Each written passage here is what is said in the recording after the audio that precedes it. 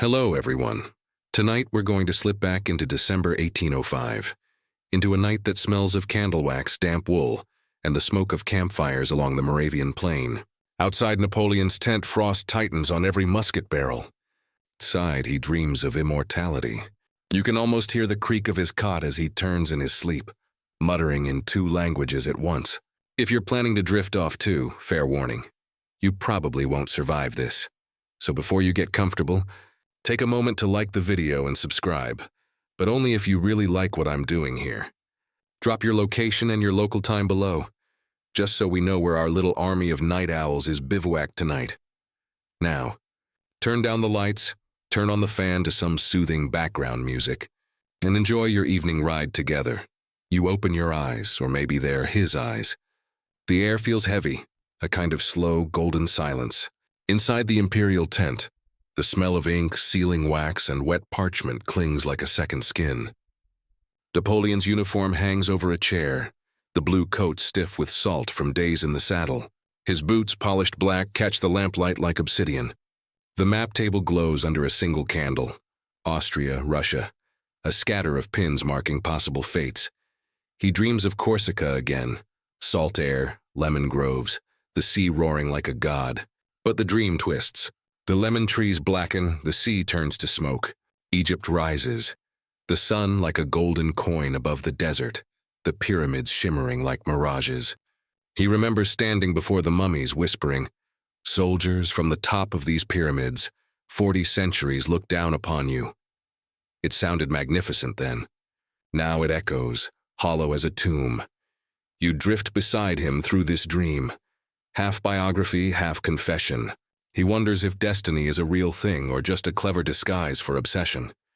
The mathematician in him counts the chances. His army outnumbered, exhausted, half-starved. His opponents twice as many, better supplied and convinced he's cornered. Yet his pulse doesn't rise. Napoleon dreams not of escape, but of orchestration. Each regiment a note, each flank a chord. The fog tomorrow will be his symphony. Outside, horses stamp in the dark. A sentry coughs. Somewhere a violin plays a peasant waltz, so faint it might be your imagination. The camp stretches like a city of ghosts, tents glowing with dim firelight. Every soldier carries two stories, one for the world, one for the stars. Most will die before sunrise. Some will live to tell their grandchildren that they saw the son of Austerlitz. Historians are still debating whether that phrase came from Napoleon himself or from one of his awestruck aides afterward, polishing the legend for print. In the dream, he walks through fog.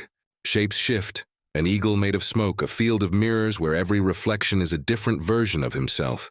General, emperor, prisoner, exile. He touches one reflection and feels cold iron.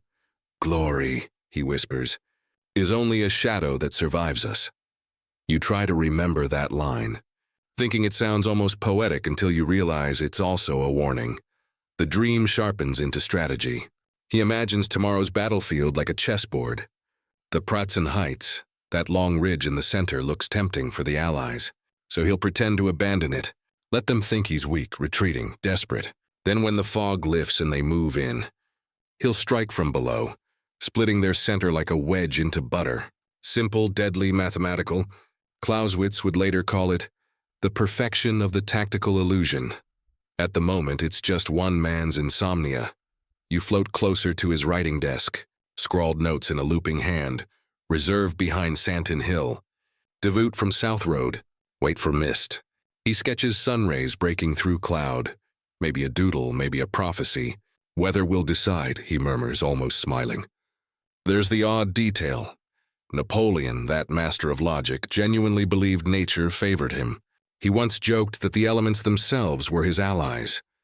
God is on the side of the best artillery, he liked to say. Half irony, half faith. Suddenly thunder. It's cannon fire, but distant, blurred by dream logic. You're walking beside him through smoke and time.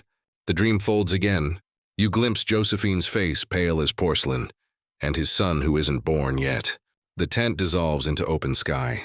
The stars rearrange themselves into constellations shaped like regiments. One star burns brighter, Austerlitz. He reaches for it, but it turns to ash in his palm. Maybe victory always carries its own ruin. Napoleon wakes. The candle has burned low. He sits up slowly, rubbing his temples. His aide-de-camp Berthier stirs outside. "Cold night, sire," the man murmurs. Napoleon only nods.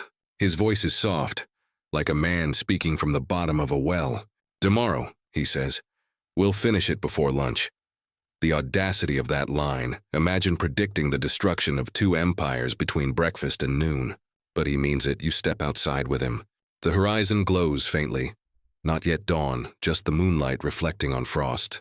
The men sleep in rows, curled like commas in a long, unfinished sentence. A drummer boy snores beside his drum, a hand still gripping the stick. Somewhere, a soldier murmurs a prayer to St. Michael. Another dreams of home, of soup, of clean straw. The emperor's shadow stretches long across them all. History has a way of sneaking up quietly, like frost before sunrise. Napoleon looks toward the distant ridge. "They will come for it," he whispers. "They always take the bait." You feel a chill that has nothing to do with the weather. He turns, meeting your eyes as if he knows you're watching through time. "Tell them," he says softly, "that even the greatest victories begin as dreams."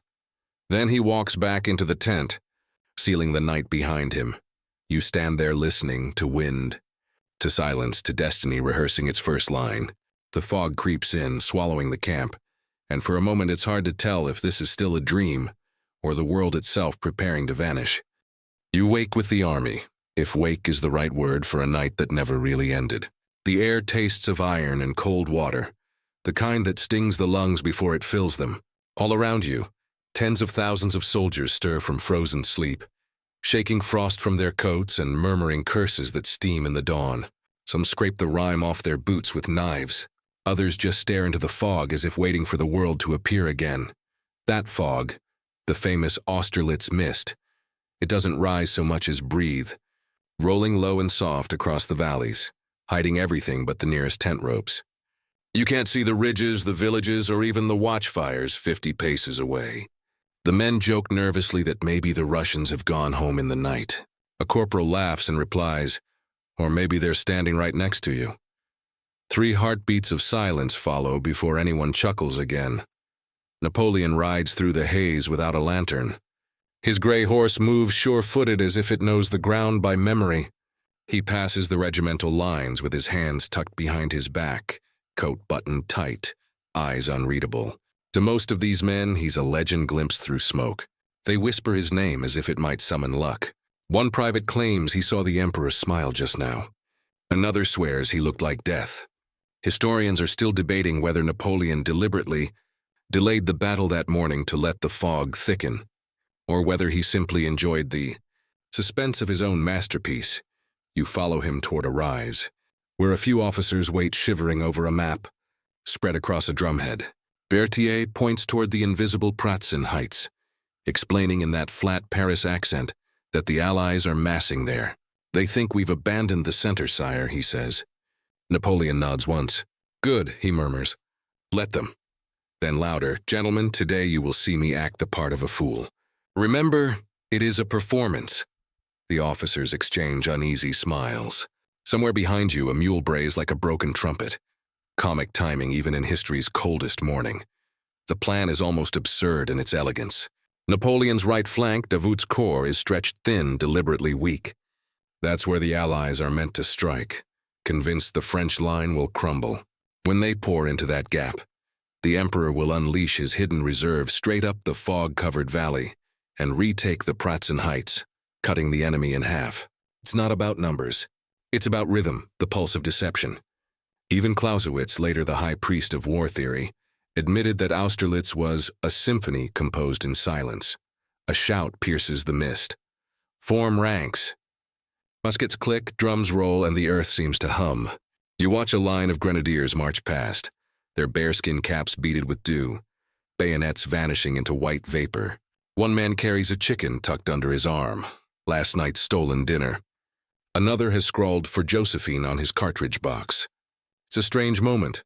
Half comedy, half tragedy, entirely human. Napoleon reins in near a low ridge. He lifts his spyglass, though there's nothing to see. The fog hides their arrogance, he says. "Perfect." Aide-de-camp Rapp laughs nervously. "Sire, you make it sound as if you ordered the weather." Napoleon doesn't answer. He just smiles faintly, like a man who knows something gravity itself hasn't figured out yet. You crouch beside a battery of artillery as the crews wait for orders. The gunmetal sweats with frost.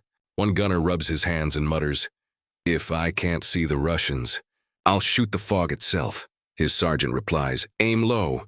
Then you might hit a general." The laughter is brief, sharp, a kind of defiance against the universe. Through gaps in the mist you catch flickers of movement, glints of bayonets, horse shapes sliding like ghosts. The Russians are advancing, confident, chattering in a dozen dialects. Their drums beat out of time with the French, a strange echo that makes your skin crawl. Napoleon watches quietly. His hand rests on the pommel of his sword, but he doesn't draw it. "Wait," he murmurs. "Wait until the sun tells us the hour." The soldiers whisper about that line too. The sun tells us the hour. It sounds prophetic, even theatrical.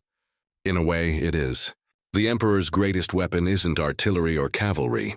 It's patience. He lets others mistake calm for hesitation. The Allied commanders, from their distant vantage, see what they want to see. A hesitant, half-blind French army trapped in the valley. They can't smell what you smell. Gunpowder waiting for fire, destiny pacing behind the curtain. A courier gallops up, breathless, face streaked with dew.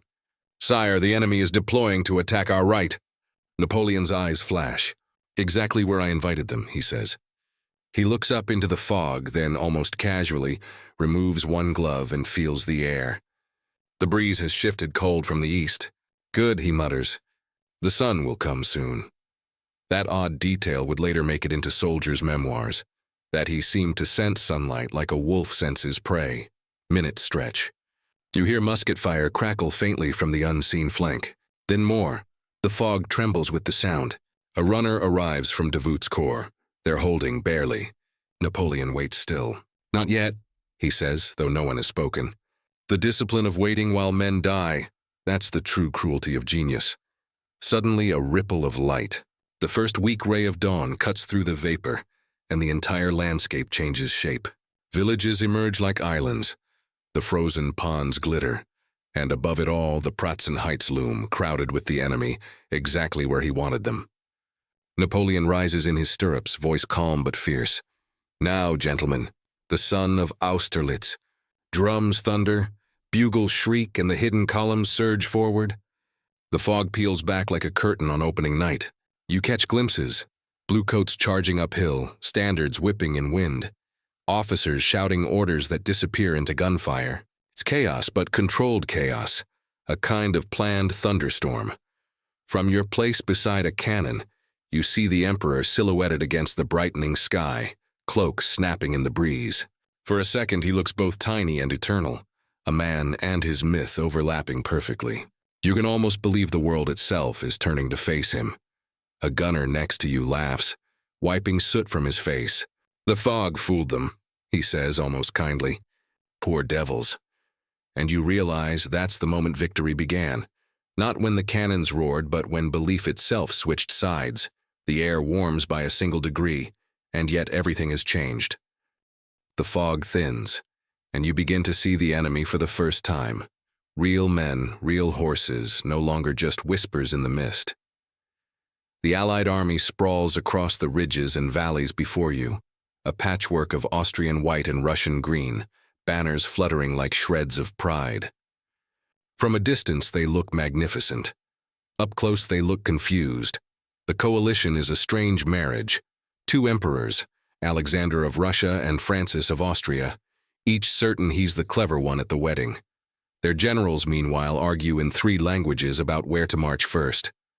One of them, the Russian Prince Bagration, is said to have remarked, "We have too many plans and too few brains." You have to respect that kind of honesty before a slaughter. You ride invisibly among them, listening as aides deliver conflicting orders. Kutuzov, the old Russian commander, sits glumly on his horse, eyes half closed, muttering that the French will strike at the center. He's right, of course, but no one listens. The younger staff officers, full of ambition and vodka, laugh him off. They think Napoleon is beaten, retreating south toward Vienna.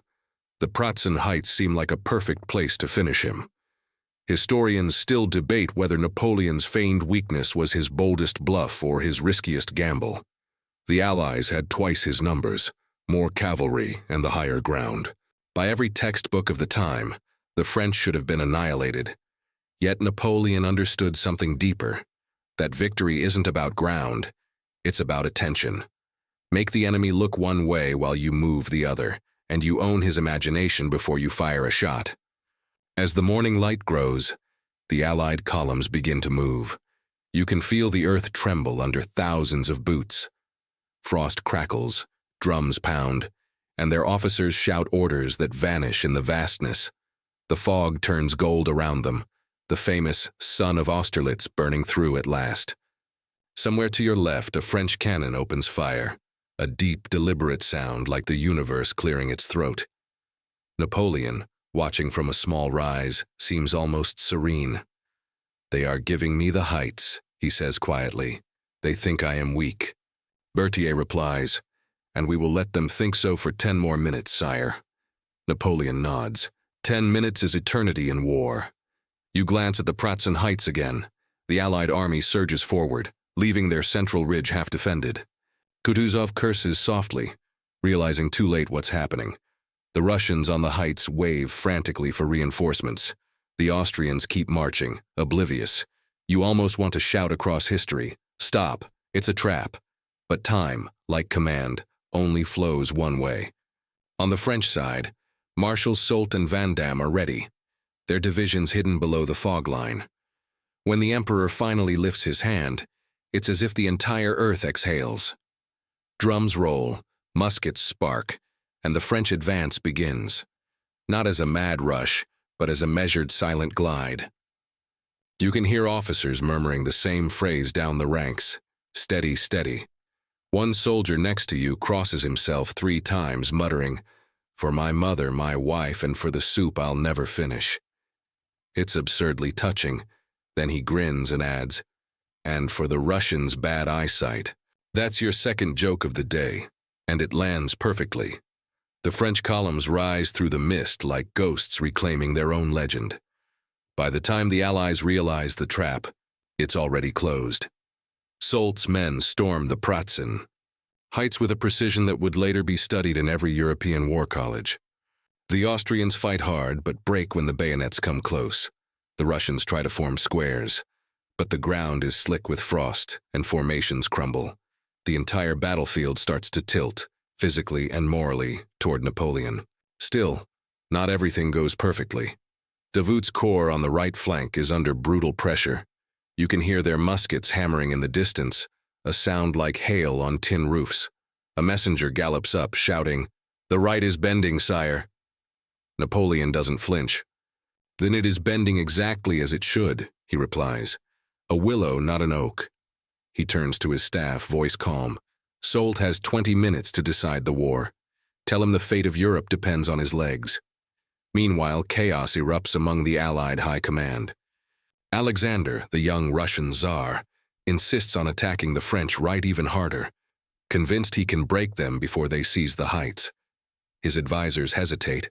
Some plead for caution, but he won't listen. "I will not let him steal our victory," he declares. Francis of Austria simply stares, pale as parchment, realizing that his empire's fate now hangs on someone else's pride. From your vantage on the ridge, the field looks like a living organism. Smoke for breath, gunfire for heartbeat, men as cells dividing and dying. You start to notice the small details: horses bolting riderless, flags falling, the glint of bayonets flashing like shards of sunlight. A drummer boy collapses mid-beat, his drum rolling downhill, still thudding softly like a fading pulse. You think about the strange intimacy of strategy. On a map, these are just colored blocks sliding around. In reality, they are lives. One misplaced order, one delay, and 1,000 families vanish from history. The Emperor knows this. You can see it in the way his eyes narrow each time a courier returns. He's not heartless, just disciplined enough to ignore the ache until later.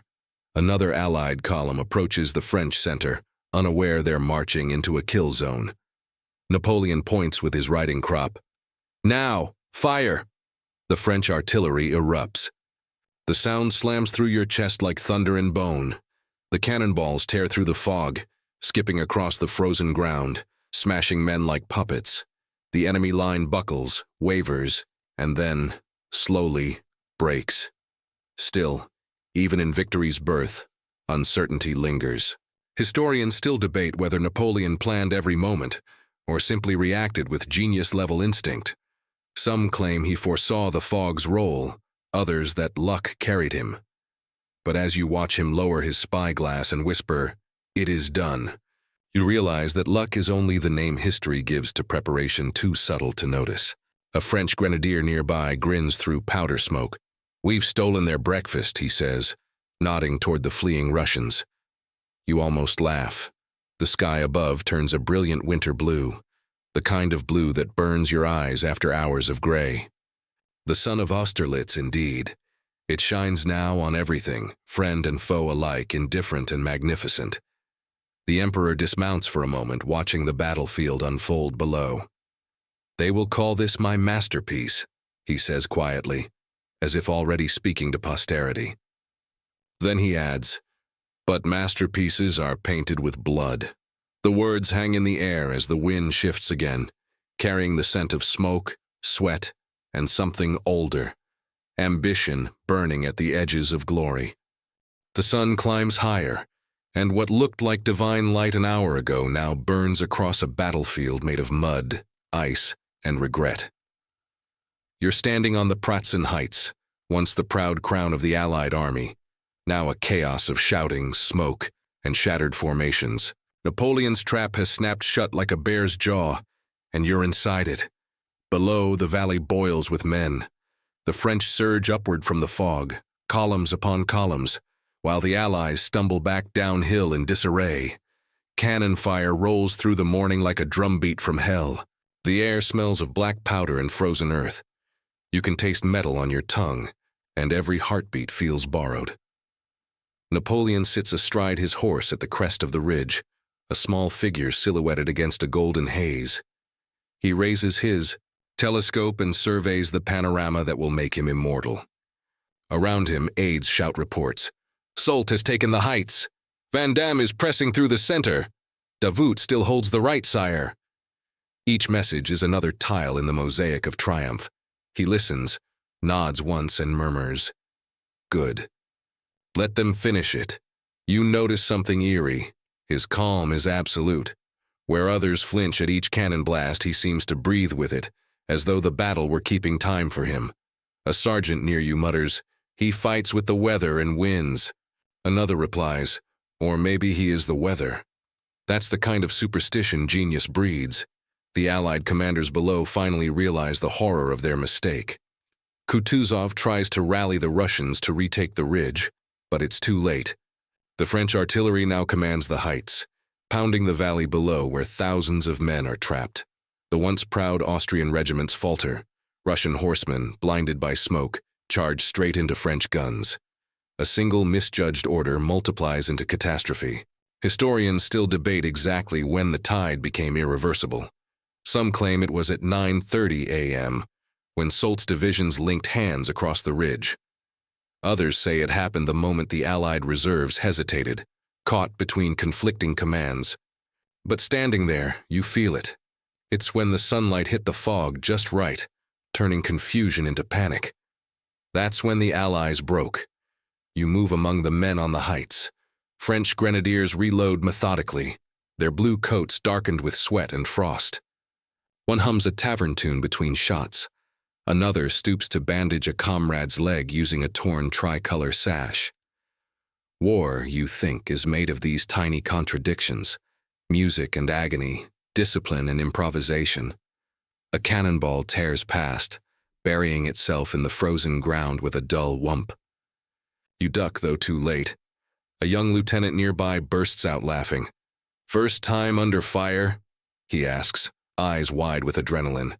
You nod dumbly. "Don't worry," he says. "After the third or fourth, you start to find it rhythmic." He winks, reloads, and keeps firing. That's your first battlefield joke of the day, gallows humor with a pulse. From the valley below, the Russian Imperial Guard begins a desperate counterattack. They march uphill, bayonets glinting, their standards defiant in the smoke. It's a brave sight, tragic in its inevitability. Napoleon watches, motionless. Berthier turns to him. "Sire, shall we bring up the guard?" The Emperor shakes his head. No need to spend what isn't broken. That line would later appear in every biography, half ruthlessness, half prudence. The counterattack smashes into Vandam's men like a wave, and for a moment the French line bends. Muskets crack, sabers flash, shouts turn to screams. You can almost feel the ground shaking beneath your boots. Then, as if on cue, a new roar rises from the south, General Saint-Hilaire's division sweeping in from the flank. The Russian Guard is caught between two fires, their courage crushed by geometry. The ridge belongs to Napoleon now. You see him raise his hand and give the signal for artillery to sweep the frozen lakes below, where hundreds of Allied troops are retreating. Cannonballs whistle through the air, crashing into the thin ice. For a heartbeat, nothing happens, then cracks spiderweb across the surface. Ice shatters, men plunge into the freezing water, shouting in terror. It's one of the most infamous scenes in the history of war, and even today historians argue whether Napoleon deliberately ordered it. Some say it was a cruel necessity. Others insist it was an accident of nature and momentum. Either way, the image is burned into the collective memory of Europe. Sunlight glinting on water, soldiers sinking beneath it. Amid this destruction, you glimpse the Emperor lowering his telescope. He looks neither proud nor horrified, just distant. "Too much beauty in death," he murmurs, almost to himself. Then louder, "Enough, cease fire." The guns fall silent, their echoes fading into mist. For a strange, suspended moment, the battlefield goes quiet except for the sound of water lapping against shattered ice. The fog creeps back, like a curtain closing after a terrible play. Around you, French soldiers cheer, but the sound is thin, weary, disbelieving. They know they've won, but they also know what it cost. Napoleon dismounts and walks to the edge of the ridge. You follow him. From here, the whole plain lies open. Villages smoldering, cannon abandoned, flags half buried in mud. Somewhere in that mess, two emperors are fleeing. He watches silently, his breath forming pale clouds. "One day," he says softly, "they will call this my greatest victory." Perhaps they will be right, but victories are like comets. They burn bright and then they burn out. Behind him, Berthier clears his throat. "Sire, the men await your orders." Napoleon turns, his expression unreadable. "Tell them to rest. Tell them they have earned their place in history." As you make your way down from the heights, you notice the details history books never mention. A horse drinking from a puddle streaked with blood, a soldier sitting beside a broken cannon, reading a letter from home as if refusing to admit where he is. You realize the battlefield isn't just a monument to strategy. It's a graveyard of ordinary moments interrupted. At the foot of the ridge, a wounded Austrian officer raises his hand weakly as you pass. His voice is barely a whisper. "We never saw him coming." You stop, unsure what to say. The French stretcher-bearers lift him gently, almost tenderly. War has its own strange mercy. The sun of Austerlitz, so bright at dawn, now slides toward afternoon. Its warmth fades, leaving long shadows across the snow. You look back one last time at the Pratzen Heights, glowing faintly like a crown of ghosts. Victory has a taste, metallic, bitter, unforgettable. And as the Emperor rides past, cloak rippling in the cold wind, you understand. The battle isn't over. It never is. The guns have gone quiet, but the world still hums with their echo. Afternoon drifts across Austerlitz like a sigh, soft and gray. You walk among the wreckage, the snow churned to mud, the muskets scattered like fallen reeds.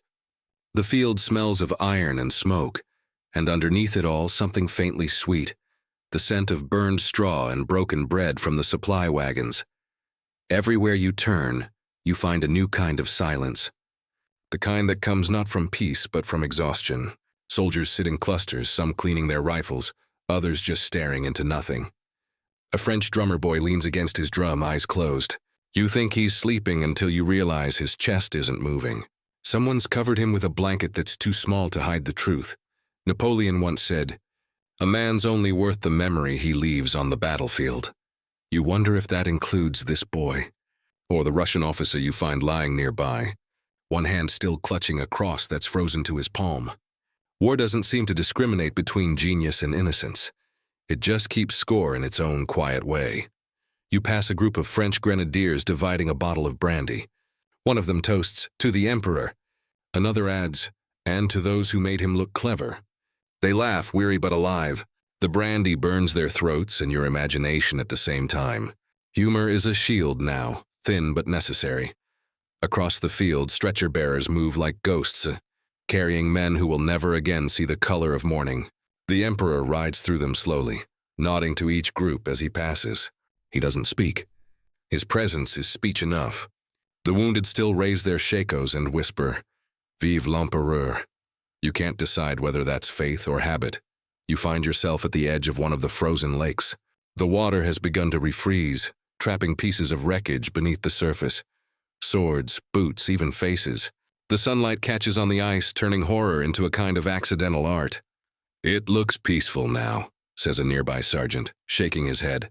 "Give it a few hours and the crows will ruin the illusion." It's a cruel truth, softly spoken. Somewhere in the distance, the bells of Austerlitz village ring. You imagine they're tolling for the dead, but they're probably just calling the townspeople to gather what's left. War is efficient at making grief a routine. You stop by a shattered cannon, its barrel still warm. The gunner who served it lies beside it, face turned skyward as if watching clouds. A scrap of paper flutters from his coat pocket. A letter home, never sent. You read a few lines before the wind takes it. "Tell Marie I kept my courage." You fold the paper and slip it back. Some messages don't belong to history. They belong to the silence. Meanwhile, Napoleon surveys the scene from horseback. Berthier approaches, his boots soaked through with melted snow. "Sire, the enemy requests a truce to recover their wounded." Napoleon nods. "Granted. We are not butchers." Then, after a pause, "And send word to Vienna that peace is now practical again." His voice is calm, almost gentle, as if he's already writing tomorrow's headlines. Historians still debate what that moment meant. Was it mercy, or just strategy dressed as compassion? Some call Austerlitz the height of his humanity, others the birth of his arrogance. Both can be true.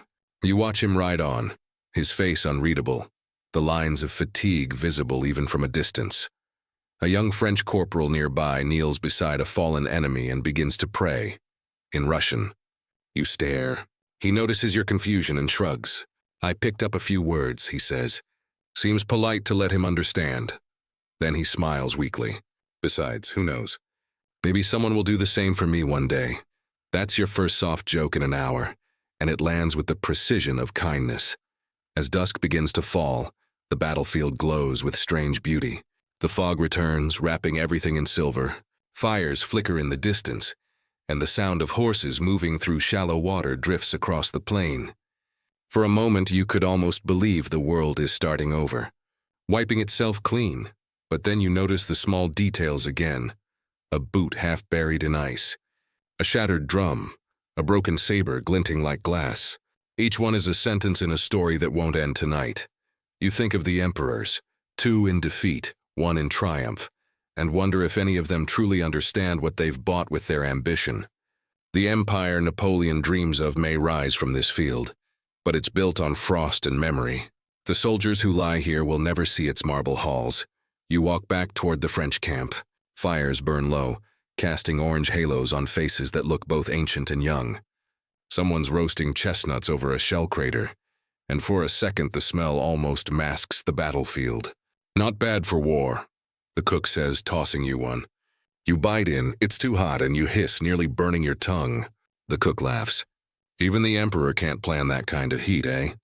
You both laugh quietly until it fades back into the wind.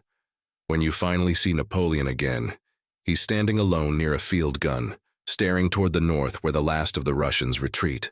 His hat is tucked under his arm, his hair damp with sweat. "It's done," he murmurs as if to himself. "They will write songs about this day." He glances sideways, half smiling. "But they will forget the smell." You want to ask what smell he means, but you already know. It's victory. It's smoke and salt and something too human to describe. As night falls, the temperature drops fast. The fog thickens until the stars blur out. Around you, the survivors settle into uneasy sleep, their dreams stitched with gunfire. You realize that in war, even triumph feels like a debt that can never quite be paid. You close your eyes, the sound of crackling fires fading into the distance. Tomorrow, the world will call it a miracle. Tonight, it's just cold. Night drapes over the battlefield like a tired flag. The wind dies, leaving the world eerily still, except for the occasional whinny of a horse or the faraway moan of the wounded calling for water. You walk through the camp following a faint glow, the Emperor's lanterns. Somewhere ahead, Napoleon is awake, refusing to rest even as the army sleeps around him. He stands beside a small fire, cloak drawn tight, staring into the dark. His face looks older tonight, the boyish energy gone, replaced by something heavier. Berthier approaches with a sheaf of papers. "Sire, the casualty reports," he says quietly. Napoleon nods without taking them. "Later," he murmurs. "Numbers can wait until dawn.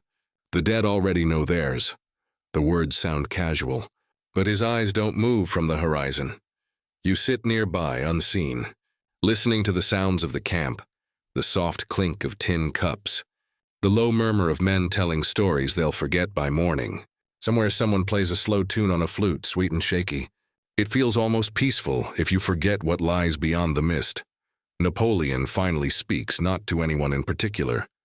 "Do you hear that?" Sounds like peace, but it isn't. It's just silence rehearsing for another war. The remark hovers in the cold air, half prophecy, half confession. Historians still debate whether he said anything like that night, or whether memory added poetry later. But you can almost hear it, can't you? The way he might have said it, flat, tired, but with that faint gleam of intellect that never sleeps. He walks a few steps toward the field hospital, a converted barn where surgeons work by candlelight. You follow, boots crunching softly on frost. Inside, the air is thick with the smell of blood, vinegar, and smoke. The wounded lie in rows, French and Allied alike, moaning or muttering prayers. The surgeons move fast, their saws wrapped in rags to muffle the sound. You look away, but the sound still finds you. Napoleon pauses at the entrance, eyes fixed on a young soldier whose uniform is soaked through. "How old are you?" he asks. 17, sire," the boy whispers. "I told them I was 20, Napoleon nods. "You fought like it." He places a gloved hand on the boy's shoulder, then turns to the surgeon. "See that he's treated first." The surgeon bows. "Yes, sire," Napoleon adds softly. "He's earned the lie." You leave the barn together, the cold air washing the smell away. For a long time he says nothing. Then, almost gently, "They think I love war. I don't, but war understands me. It listens when nothing else does." You want to argue, to tell him that understanding isn't the same as love. But you don't.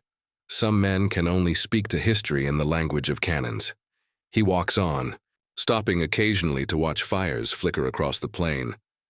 "Look at that," he says, gesturing toward the horizon. "Each fire a victory, each shadow a life." He rubs his eyes as though trying to see past the smoke. "They will sing about Austerlitz," he continues. "They'll call it genius, but they won't see this the night after. The price." Berthier returns with more dispatches. "Reports from Vienna, sire." The Austrians seek terms. Napoleon takes the papers, scans them briefly, then folds them in half. So soon, they finally realize the difference between negotiation and surrender. He smiles faintly, but it doesn't reach his eyes. "Good? Europe needs rest before I remake it." You catch the flicker of ambition returning, like embers reigniting. For a moment, the fatigue vanishes, replaced by calculation.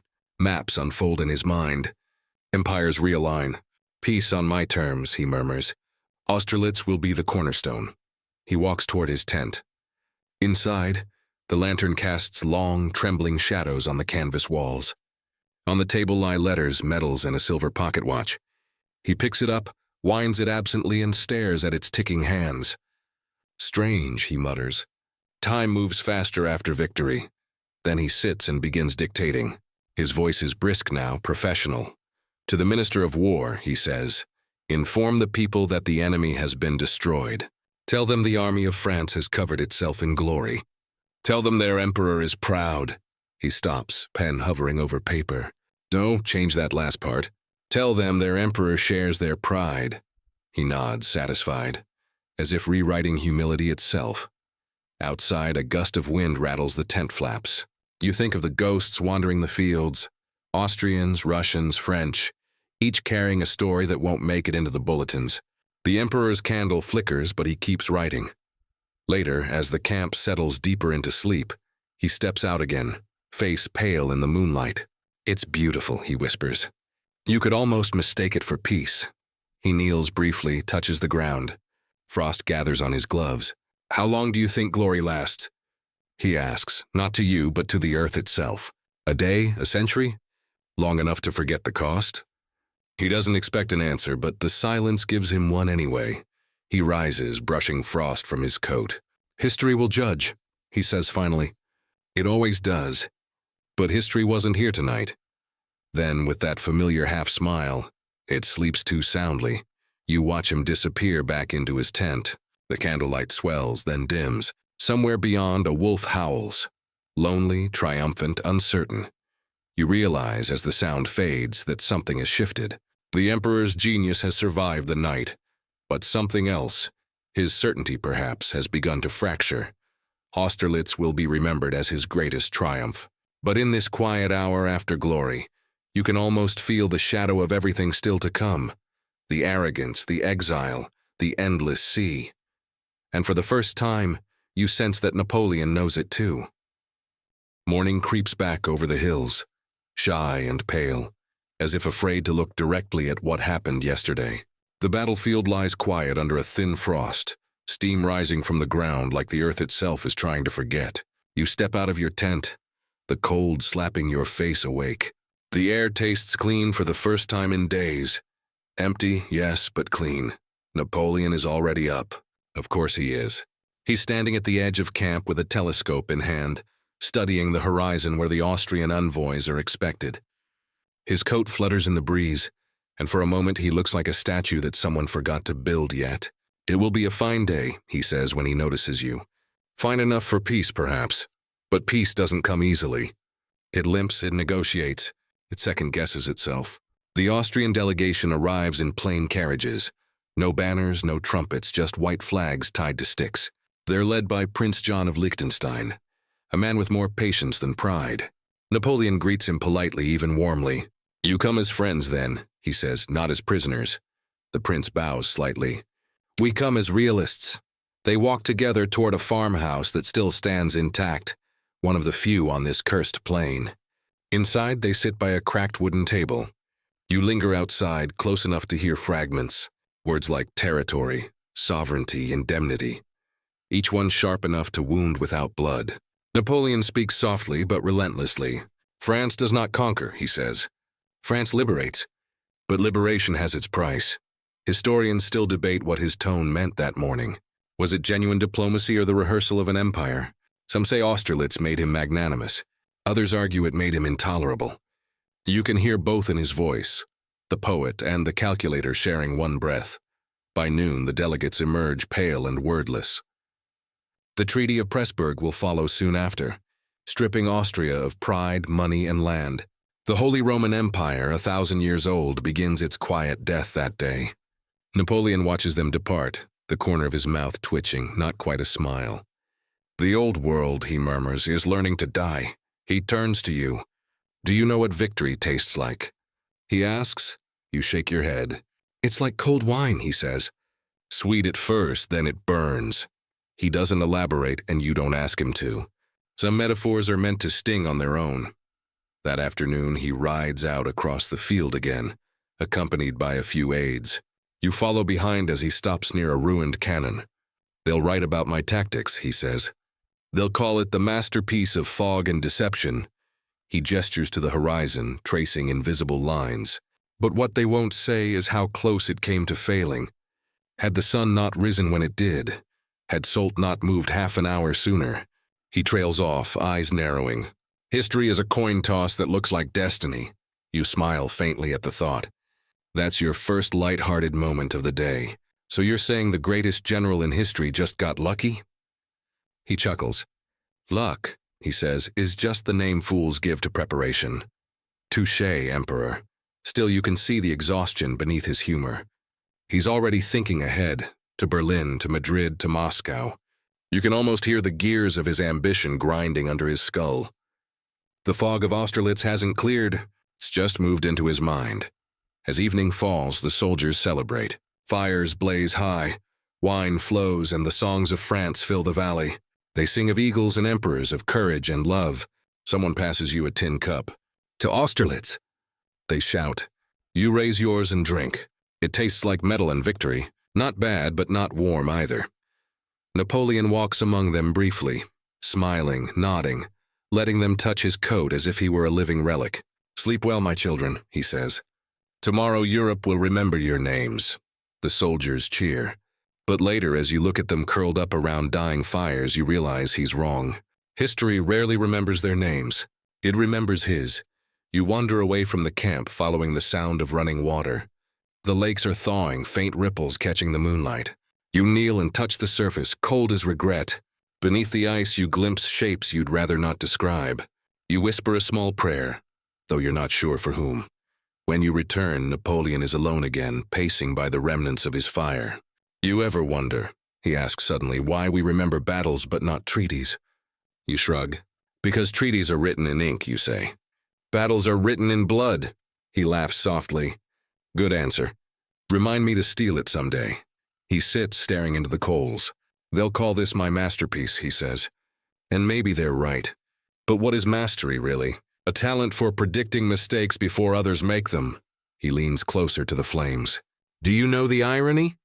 This brilliance they celebrate, it only works in chaos. Without war, I am unemployed.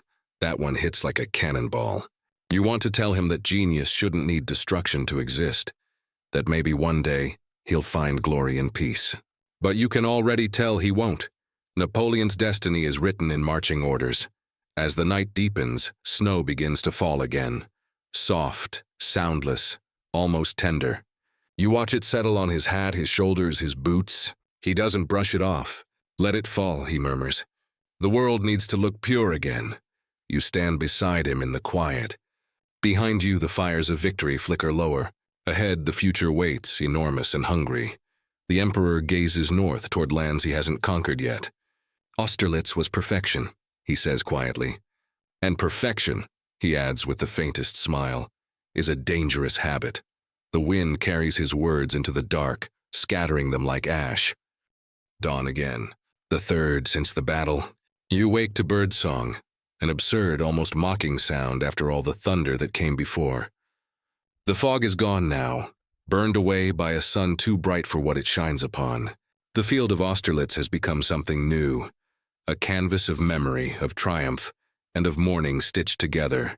You walk with Napoleon one last time across that ground. The frost crunches beneath your boots, each step echoing faintly in the emptiness. He's quiet at first, lost in thought, his gloved hands clasped behind his back. Strange, he says finally. The world feels lighter after a battle. Not happier, just lighter, as if it's breathed out all at once. You don't answer. You're watching the light catch on the spent cannonballs, the broken swords half buried in mud. Every object here seems to hum with its own story, mute yet endless. He stops beside a shallow ditch filled with melted snow. Do you know, he muses, I dreamed of this once? Not this place exactly, but this feeling, the morning after victory. The silence, the weight of it. He crouches, picking up a small clod of earth, turning it in his hand. They'll write that Austerlitz was born from my genius. But it wasn't. It was born from this. He squeezes the soil, dark water running between his fingers, from the ground itself, from the men who died to make it mine. He stands again, brushing his gloves clean. Do you think history forgives? He asks. Not easily, you reply. But it forgets, eventually. He smirks. Then I'll make sure it remembers me too long to forgive. There's that flash of arrogance again. The same spark that built empires and burned them down. Back at camp, the army is preparing to march. The banners are clean again, the drums re-wrapped, the horses restless. Where to next, you ask? Napoleon looks east. Vienna first, then? Wherever destiny needs reminding who's in charge. He says it lightly, But there's steel beneath the humor. The man can't stop moving forward. You glance at his soldiers, their boots patched, their coats torn, their eyes too old for their faces. They look proud, yes, but also hollowed out. Glory's aftertaste isn't sweet. It's metallic, like the smell of blood drying on your hands. Nearby, Marshal Soult oversees the burial details. He salutes Napoleon. "Sire, the field will be cleared by evening." Napoleon nods. "Let the Russians bury their own. We'll bury ours as brothers." Then, softer. "They earned that." Historians still debate whether he truly showed compassion after Austerlitz, or whether he was simply mindful of reputation. But standing there, you can almost feel the sincerity. Brief and human. You help mark a few graves yourself, tracing names into makeshift wooden crosses. Pierre Delorme, one reads. Jean Roche, unknown, so many unknowns. You wonder if the Emperor ever dreams about them, or if he dreams only of maps. By afternoon, the field is quiet again. The last wagons roll away, carrying the wounded and the spoils of victory. Few villagers creep back to their farms, eyes wary. They start rebuilding walls, patching roofs, mending what's left. Life, stubborn as ever, insists on returning. Napoleon watches from a hilltop, arms crossed. "Do you see?" he says. "The world heals faster than we think. That's why it tolerates men like me." There's a shadow of humor in it, but you sense a truth he half regrets. A messenger arrives. News from Paris. The Senate has proclaimed a national holiday in his honor. "They're calling it the Day of Austerlitz," the messenger announces proudly. Napoleon gives a small, tired nod. "Tell them to enjoy it," he says. "Tell them their emperor is working." He mounts his horse, ready to ride on. You follow a few steps, then pause. "Will you ever stop?" you ask quietly. He glances back, eyes glinting beneath the brim of his hat. "When history does," he says. And not a moment sooner. He spurs his horse and moves off, the great cloak flaring behind him like a shadow that refuses to fall. You stand watching until he disappears into the distance, swallowed by light and dust. Around you, the land exhales. The birds keep singing. For a long time, you just listen. To the wind in the grass, the creak of wagon wheels, the quiet pulse of survival. This is what remains after genius. Not the roar of cannon, but the rustle of leaves and the whisper of names nobody remembers. You think of how this story will end, how the same man who commanded armies will one day command only memories. How the sun of Austerlitz, so bright and perfect, will cast a shadow that stretches all the way to St. Helena. But for now, he's still the emperor of the morning fog. You turn away at last, heading back toward camp. The ground feels softer underfoot, as though even the earth is trying to rest. You imagine the ghosts of soldiers watching you go, some nodding, some smiling, some simply fading. When you reach your tent, the wind picks up, flapping the canvas like applause. You sit down, closing your eyes, and hear again the faint echo of drums, distant but eternal. The rhythm of empire, the heartbeat of ambition, the lullaby of a man who once dreamed the world awake. Hello, everyone. Tonight we're going to dream it all again. You've crossed the fog, followed the emperor, and seen victory born from smoke and sorrow. Maybe you've realized something Napoleon never quite did, that even the brightest triumphs have shadows. So now breathe deeply. Let the battlefield fade. Picture the fog lifting, the sun rising. The empire sleeps, and so should you. Good night, traveler. You've survived the Battle of Austerlitz. Word count 1097, end of script. Good night.